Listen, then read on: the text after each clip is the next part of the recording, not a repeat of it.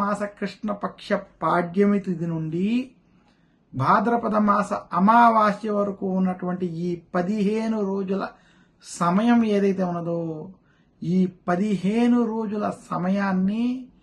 పితృపక్షాల రోజులుగా, చాలా పవిత్రమైనటువంటి రోజులుగా చెప్పడం జరిగింది. చాలామంది మేము ఈ దేవతల్ని పూజిస్తున్నాం,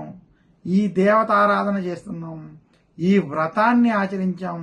ఈ వ్రతం వల్ల ఈ ఫలితాన్ని పొందాం, ఈ దేవతల్ని పూజించి ఈ ఫలితాన్ని పొందామని ఏ రకంగా అనుకుంటారో, మన సనాతన ధర్మంలో దేవతల్ని పూజించడం వల్ల ఎంతటి ఫలితం ఉంటుందో దానికంటే రెట్టింపు ఫలితం పితృదేవతలకు చేసేటువంటి కర్మల వలన, పితృదేవతలకి వదిలేటువంటి